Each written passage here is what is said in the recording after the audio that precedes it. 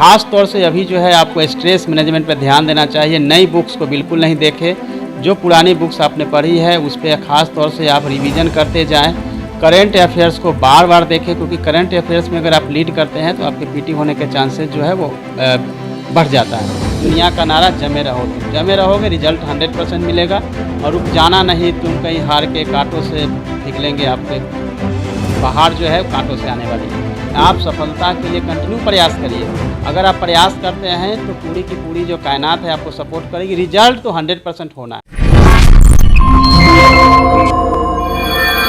नमस्कार, आप देख रहे हैं द इंडिया टॉप। मैं हूं आदेशपुरी। यूपीएससी का रिजल्ट घोषित हो गया। बिहार के शुभम कुमार टॉप किए। इसके अलावा टॉप 10 में 3 बिहार के कैंडिडेट थे। सबसे बड़ी बात, पहला रैंक, दूसरा रैंक और 10वां रैंक ये ह्यूमैनिटी वाले हैं। और हमेशा ये कहा जा रहा था यूपीएससी में, हमने भी चर्चा सर के साथ ही किया था कि ह्यूमैनिटी का रिजल्ट घटते जा रहा है या परफॉर्मेंस कम होते जा रहा है। वो इसमें सुधार हुआ है। वही 67वीं बीपीएससी के बारे में बात करेंगे। हमारे साथ हैं Ranjeet Kumar Singh sir, senior IAS हैं, गुजरात कैडर के, बिहार में पदस्थापित हैं। इनसे ही बात करेंगे। सर, ह्यूमैनिटी को कैसा देख रहे हैं सर? यूपीएससी में रिजल्ट में बहुत सारे कैंडिडेट अच्छे रैंक लाए हैं इस बार।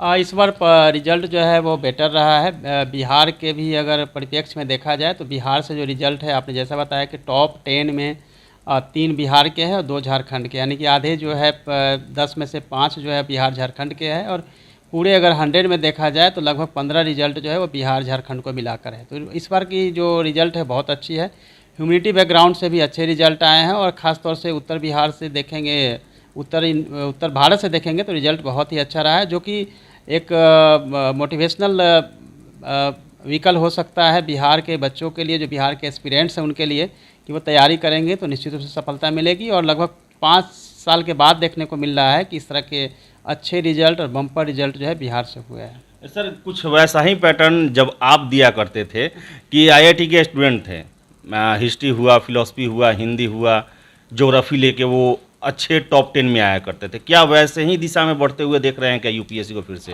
मैं फिर से देख रहा हूँ कि रिजल्ट, चूँकि बीच के 5-6 सालों में ऐसा रिजल्ट था कि पूरा टेक्निकल बैकग्राउंड से ज़्यादा रिजल्ट होता था, तो मुझे लगता है कि स्केलिंग की ज़रूरत होती थी और यूपीएससी ने इसको अपनाया भी। और फिर से वो ट्रेंड आना शुरू हुआ है कि रिजल्ट जो है वो उत्तर भारत और बिहार से रिजल्ट जो है उसकी संख्या बढ़ रही है और धीरे धीरे ह्यूमैनिटी की तरफ जो है झुकाव बढ़ रहा है। बहुत सारे इंजीनियर्स हैं या फिर जो टेक्निकल बैकग्राउंड के, उन्होंने आर्ट्स पेपर लेकर, ह्यूमैनिटी बैकग्राउंड के पेपर्स को लेकर ही इस बार की सफलता उन्होंने अर्जित की है और उसमें मार्क्स भी उनको अच्छे मिले हैं। सर, 10-12 दिन बचे हुए हैं पीटी में, जो 21 का जो यूपीएससी पीटी होने वाला है। कैंडिडेट जो शामिल हो रहे हैं उनको अभी किन चीज़ों पर सबसे ज़्यादा ध्यान देना चाहिए लास्ट समय में सर? 10 अक्टूबर को सभी कैंडिडेट्स जो है वो अपीयर होने जा रहे हैं यूपीएससी, सीएससी, पीटी के एग्ज़ाम के लिए। तो सभी को सबसे पहले तो मेरी ओर से बहुत सारी शुभकामनाएं। ख़ास तौर से अभी जो है आपको स्ट्रेस मैनेजमेंट पर ध्यान देना चाहिए। नई बुक्स को बिल्कुल नहीं देखें, जो पुरानी बुक्स आपने पढ़ी है उस पर ख़ास तौर से आप रिवीजन करते जाएँ। करंट अफेयर्स को बार-बार देखें, क्योंकि करंट अफेयर्स में अगर आप लीड करते हैं तो आपके पीटी होने के चांसेस जो है वो बढ़ जाता है। तो अभी कोई नई किताब नहीं पढ़े, अभी जो है पढ़ने का जो समय है उसको भी ठीक कर ले। रात के वक्त जो पढ़ रहे होंगे वो उसको छोड़ दे, अब जो है डे टाइम में पढ़ना शुरू करें, क्योंकि 10 अक्टूबर को प्रीलिम्स होना है। अभी से अपनी जो रूटीन है वो उसको बेटर करना होगा, क्योंकि अगर जो रात में पढ़ते हैं, दिन में वो 10 बजे तक सोते हैं, तो उसका रिजल्ट पे इफेक्ट हो सकता है। अभी से अपनी रूटीन जो है वो मॉर्निंग 7 बजे 6 बजे उठने की जो प्रक्रिया है उसको शुरू करें और मैक्सिमम जो है रिवीजन की तरफ जाएँ। सेट जो है क्वेश्चन पेपर वगैरह का सेट जो है, थोड़ा वो सेट वगैरह भी वो कर सकते हैं, लेकिन उसमें जो मार्क्स आ रहा है उस पर आप बिल्कुल ध्यान नहीं देना है, क्योंकि कई बार होता है किसी इंस्टीट्यूट्स का जो मॉड्यूल सेट होता है वो कभी टफ होता है, कभी इजी होता है, तो बिल्कुल ध्यान नहीं देना है। लेकिन जहाँ से क्वेश्चन आ रहा है सिलेक्टिव होकर उन सब पोर्शंस को अभी से रीड करना चाहिए। स्ट्रेस बिल्कुल नहीं रखना चाहिए। जब भी उनको स्ट्रेस लगता है अपने दोस्तों से बात करें और बिल्कुल जो पढ़ाई कर रहे हैं उसी पे बात करें, लेकिन फोकस हमेशा जो है ज्योग्राफी पर, करेंट अफेयर्स पे, science and technology, environment technology and science and technology, current, history and art and culture, ये इतना पोर्शन है जहाँ से लगभग जो है 60 से ज़्यादा क्वेश्चंस आपको मिल जाएंगे। तो पास होने के लिए आपको 100 में से 60 क्वेश्चन को 100% सही करना होगा, तो निश्चित रूप से आप जो है प्रीलिम्स में क्लियर कर पाएंगे। सर, 67 बीपीएससी का भी सर नोटिफिकेशन जारी कर दिया गया। 555 सीट है और लगभग देखा जाए तो 75 से 80 दिन पीटी में बचा हुआ है। उनको क्या करना चाहिए फिलहाल से? आप तो हमेशा सर देते रहते हैं, उन लोग से बात करते रहते हैं, लेकिन 75 दिनों में 108 कट ऑफ पिछली बार गया था, 110 सेफ माना जाएगा, उसके लिए क्या करना होगा? देखिए, अभी जो है 67th बीपीएससी के बारे में बताऊंगा कि ख़ास तौर से फिर से मैं बोलूँगा कि बीपीएससी पीटी पास करना जो है एक बहुत टफ हो गया है, क्योंकि बीपीएससी द्वारा जितने सीट होते हैं उससे 10 गुना ज़्यादा ही रिजल्ट प्रीलिम्स में दिया जाता है। यदि माना जाए कि अभी 555 सीट है और डीएसपी के सीट्स और इसमें ऐड होने हैं तो 600 प्लस कुछ आएंगे, तो रिजल्ट टोटल जो है वो लगभग 6500 से 7000 प्रीलिम्स के रिजल्ट आएंगे, और इसमें जो बच्चे बैठते हैं लगभग 6 से 7 लाख। तो आप उम्मीद कर सकते हैं, आप समझ सकते हैं कितना टफ है। अब टफ होने के चलते जो कट ऑफ कभी 90 होता था आज 107 तक पहुंचा है, वो हो सकता है नेक्स्ट टाइम वो 110 तक पहुंचे। तो हमें तैयारी 120 की करनी होगी। 120 जब करेंगे तो वो सेफ साइड होगा। 120 की तैयारी के लिए जो मोटा मोटी अगर हम देखेंगे तो फिर से हम आएंगे कि करेंट अफेयर्स जिनका बेटर होता है वो अच्छा परफॉर्म करते हैं। बिहार स्पेशल को खास तौर से ध्यान देना है। ये 2 ऐसे पोर्शन है जहाँ से मैक्सिमम क्वेश्चन आते हैं। एक तीसरा पोर्शन जो है वो हिस्ट्री का है, जिसमें कि 40 क्वेश्चन जो है हिस्ट्री से होता है, हिस्ट्री आर्ट एंड कल्चर से। तो उसके लिए मैं बोलूँगा कि स्पेक्ट्रम गाइड जो आती है आधुनिक भारत का इतिहास, उसको पढ़ेंगे तो मैक्सिमम क्वेश्चन आपको मिल जाएगा। अब रहा बिहार स्पेशल के लिए, तो बिहार स्पेशल के लिए केबीसी नैनो की बुक्स है और क्राउन पब्लिकेशन, दोनों में से कोई एक बुक को पढ़ना चाहिए, तो वहाँ से आपका पूरा बिहार हो जाएगा। उसी तरह विजन आईएएस का जो है या प्रतियोगिता दर्पण, दोनों में से कोई एक पढ़ना चाहिए जहाँ से आपका करेंट हो जाएगा। तो अगर ये 3 सेगमेंट को अगर देखते हैं तो लगभग आपका क्वेश्चन जो है 100 के पास जाता है, लेकिन 100 से आपका काम होगा नहीं। अब जरूरी है कि आपको इकोनॉमिक्स से जो 10-15 क्वेश्चन आएंगे, पॉलिटी से 10 से 15 क्वेश्चन आएंगे, उस पर भी ध्यान देना है। इवन कि 10 जो मैथ से प्रश्न पूछे जाते हैं उसकी भी तैयारी और प्रैक्टिस करनी होगी। अब तक जो है कैंडिडेट केवल ए और या बी या सी जो भी उनको लगता था उसको कलर करके आ जाते थे, भाग भरोसे कभी 2 कभी 5 भी उनका सही हो सकता था, लेकिन अभी 10 के 10 पे तैयारी करनी होगी ताकि उनका कम से कम 8 क्वेश्चन जो है मैथ का भी सही हो जाए। यानी कि आपकी तैयारी 120 की करनी होगी। और साइंस में देखेंगे तो साइंस में सभी नहीं पढ़ना है, साइंस में केवल आपको बायोलॉजी देखना है। बायोलॉजी में भी ह्यूमन बॉडी से, मानव शरीर से जुड़े हुए जो तथ्य है, फैक्ट है, उसी से प्रश्न पूछे जाते हैं। तो 9-10 की एनसीईआरटी की बुक से साइंस पढ़ सकते हैं।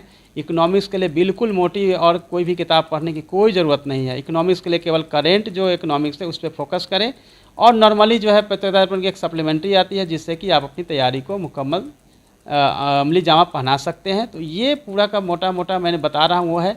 अब प्रैक्टिस सेट भी करना चाहिए। 10 ईयर्स प्रीवियस 10 ईयर्स के जो प्रश्न है उससे भी अपनी प्रैक्टिस को करना चाहिए, जिससे कि आपको पता चले कि कितने क्वेश्चन आते हैं। लेकिन चूँकि बिहार बीपीएससी एग्ज़ाम जो लेती है उसमें 5 ऑप्शन होता है। ई जो होता है वो कहीं ना कहीं कन्फ्यूजन के लिए है और कन्फ्यूज करता है, इसीलिए कट ऑफ देखेंगे कि 100 अदरवाइज 120 भी कट ऑफ हो सकता था। तो ई वाले को ध्यान से, और ज़रूरत हो तो जब भी आप आंसर बनाएं तो हमेशा अगर आपको ए बी सी डी से अगर आंसर मिलता है तो ई पढ़ना ही नहीं चाहिए। ई पे तभी जाना है जब आपको ए बी सी और डी तक जाने के बाद आपको लगता है कन्फ्यूजन की स्थिति है, तो आंसर वो ई होगा, तो ई पे आप जा सकते हैं। अदरवाइज अगर आपको answer A B C D में जाके मिल जाता है तो नहीं जाना चाहिए। जैसे हो सकता है कि ये कोई क्वेश्चन का 2 आंसर हो, तो बिना समझे बूझे से ई पे जा सकते हैं। डी तक गए, आपको लगा कि अरे कोई आंसर तो मिल नहीं रहा है, जो भी क्वेश्चन पूछा है, आप ई पे चले जाइएगा, ई उसका आंसर होगा। बहुत सिंपल मैं बता रहा हूँ कि आपको एक टेक्निक है जिससे आप कर सकते हैं। लेकिन जैसे आपको आंसर चारों में से एक मिल गया है, इसका मतलब ई तो जाना नहीं है, ई आपको बनाना नहीं है। तो ये तरीका अपनाएंगे तो आपका स्कोर जो है बेटर हो पाएगा। ग्रुप में पढ़ाई करिए, शाम के स्टडी कम से कम बिहार स्पेशल और करेंट ग्रुप में पढ़िए, उससे ज़्यादा याद होगा। एक दूसरे से पूछेंगे तो ज़्यादा से ज़्यादा याद होगा। हर बिहार स्पेशल के बुक में अलग अलग फैक्ट होता है, तो मैं इसके लिए यही बोलूँगा कि सभी फैक्ट को याद रखिए। जो फैक्ट आपको मैच करता हो एग्जाम में उसको आप लगाइए, तो आपका जो है 120-30 की तैयारी आपको रखनी होगी, क्योंकि कट ऑफ जो है 110 तो मैं समझता हूँ जाएगा ही। सर एक और प्रश्न है सर कि बीपीएससी को आदेश आया है राष्ट्रीय पिछड़ा वर्ग आयोग का कि वेटिंग लिस्ट 64वीं के लिए जारी किया जाए। 15 दिन से ज़्यादा समय निकल गया, अभी तक जारी नहीं किया गया है, जबकि यूपीएससी अपने रिजल्ट के साथ ही 150 लोगों का वेटिंग लिस्ट जारी कर चुका है। तो सर क्या बीपीएससी को ये पैटर्न अपनाना नहीं चाहिए, जबकि अधिकारी ही ट्रेनिंग लेने गए थे, यूपीएससी काम देखने गए थे वहाँ पे? चूँकि ये तो बीपीएससी का अपना इंटरनल मैटर है, इसमें हम कमेंट्स कुछ नहीं कर सकते हैं, लेकिन इतना ज़रूर कहेंगे कि चूँकि ये बीपीएससी के लिए पहली बार हो रहा है तो थोड़ा टाइम तो लगेगा, लेकिन निश्चित रूप से चूँकि वहाँ जो चेयरमैन साहब हैं या दूसरे मेंबर्स हैं, सेक्रेटरी हैं, काफ़ी काबिल हैं, इसीलिए मुझे उम्मीद है कि सब कुछ स्मूथ हो जाएगा, अच्छा हो जाएगा। सर, स्केलिंग की आपने बात किया, क्या चांस है बीपीएससी में आगे स्केलिंग होगा? क्योंकि 64वीं का अगर रिजल्ट देखें हम तो उससे ह्यूमैनिटी वाले थोड़ा डरे हुए हैं उसको लेकर। नहीं, कई बार होता है, पहले भी जो है हम लोग का स्केलिंग होता रहा है, यूपीएससी भी बीपीएससी भी स्केलिंग करती रही है, और चूँकि कुछ सब्जेक्ट अगर बूम हो रहा है तो निश्चित रूप से उस पर जो है स्केलिंग होगी। सर, एक अंतिम प्रश्न, बहुत सारे कैंडिडेट यूपीएससी में अंततः सेलेक्ट नहीं हो पाए, मायूस हैं। 64वीं के भी कैंडिडेट जो हैं अभी तक वो अभी उबर नहीं पाए हैं, वेटिंग लिस्ट का भी इंतजार कर रहे हैं। क्या कहना है सर उन लोगों के लिए? फिर 10 अक्टूबर है, 12 दिसंबर है, उसके लिए कैसे तैयार हों? देखिए, मैं तो यही कहूँगा कि चूँकि 10 अक्टूबर है, जिनका नहीं हुआ है वो यही समझे कि आप जो है बिल्कुल फिनिशिंग लाइन से आप बच गए हैं, फिनिशिंग लाइन को आपको टच करना है, आपकी तैयारी 99% हो चुकी है। उत्साह के साथ तैयारी करते रहें, क्योंकि आपको पहले देखना पड़ेगा कि आपकी कमजोरी कहाँ रही जिसके चलते आपका नहीं हुआ या असफल हो गए। उनके लिए मैं यही कहूँगा कि आप सफलता के लिए कंटिन्यू प्रयास करिए। अगर आप प्रयास करते हैं तो पूरी की पूरी जो कायनात है आपको सपोर्ट करेगी। रिजल्ट तो 100% होना है, नहीं होने का कोई चांस नहीं है, क्योंकि यह जो है पूरा का पूरा एक मेला है। मेला में से हमको सब एवरेज से आगे जाना है, और एवरेज से आगे जाने के लिए हमें अपनी तैयारी को कंटिन्यूटी में रखनी पड़ेगी।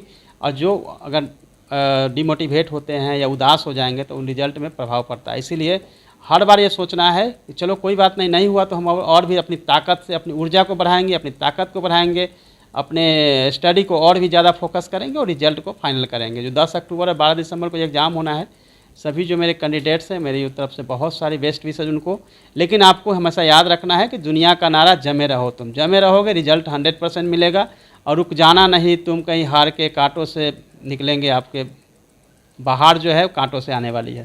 तो यही मैं लास्ट में कहूँगा। तो रंजीत सर थे, इन्होंने साफ कहा कि तैयारी कैसे करना है आपको 10 अक्टूबर जो यूपीएससी पीटी होने वाला है उसको लेकर, और 12 दिसंबर 67वीं बीपीएससी पीटी को लेकर। और सबसे बड़ी बात, पेशेंस बना के रखना है, तैयारी में नया जो प्रयोग जो है उसे अपनाते रहना है, और ज़्यादा पुस्तक नहीं पढ़ना है, एक ही पुस्तक को बार बार पढ़ना है। तो फिलहाल इस वीडियो में इतना ही। वीडियो पसंद आए लाइक शेयर करें, हमारे चैनल द इंडिया टॉप को सब्सक्राइब जरूर कर लें। धन्यवाद।